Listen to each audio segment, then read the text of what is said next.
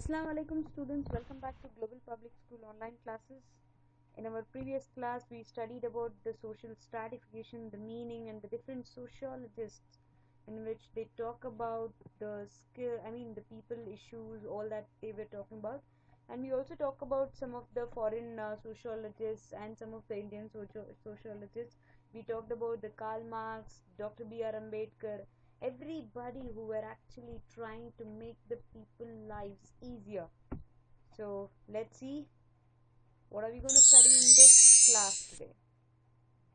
So we know what we going to learn from this chapter: the meaning, scope, importance, the Western sociologists and the Indian sociologists. So here is the names: Auguste Comte, Emile Durkheim, Karl Marx, Max Weber.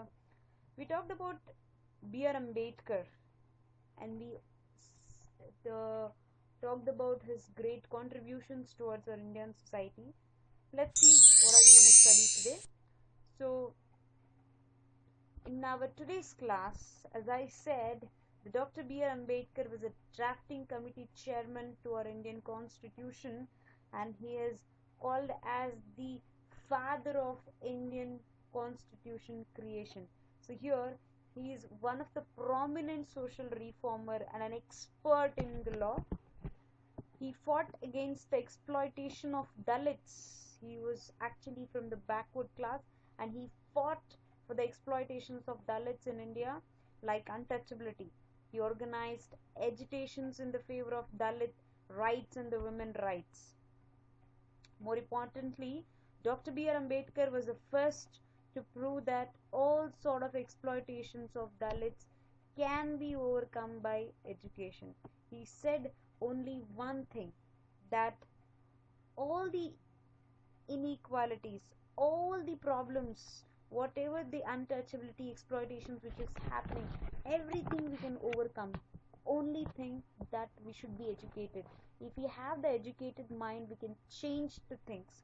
So that's what the Ambedkar said, and because of which he is still rememberable a person now. Ambedkar's stand on education differs from other social thinkers, and radically he proposes that education is the main tool for the social transformation. If you want to change your society, you need to change.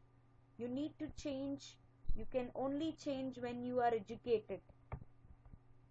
Ambedkar argued in the favor of compulsory and a free education to all. He argued that education should remain as public property.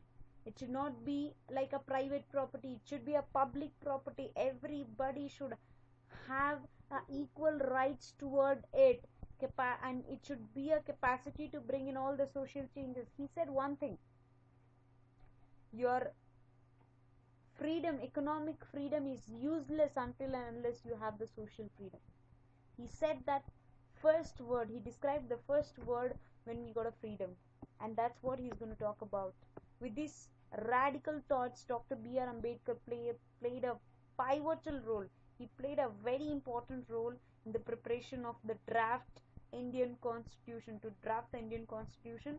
Because of this proactive role which has been played by Ambedkar, the Indian Constitution has a unique way of assuring a social justice and a equality in the entire world. Today, in the entire world, they give respect to our Indian Constitution. They give respect towards our justice because of the Constitution, what exactly written in that. And we should be saluting to the Dr. B.R. Ambedkar for creating such a great constitution of India with the help of all the other people.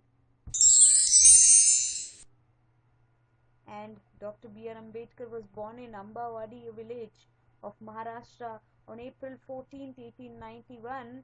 He started his primary education at Satara. He started a fortnightly magazine named Mukanayaka.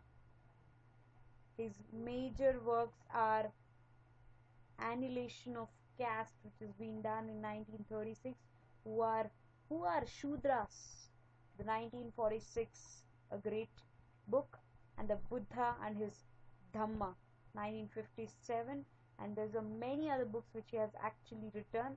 These are the major contributions of Dr. B.R. Ambedkar. And the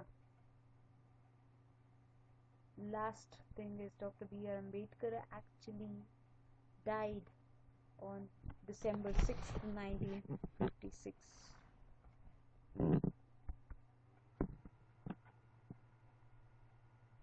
So the next person coming up here in the Indian sociologist is G.S. Gruhe.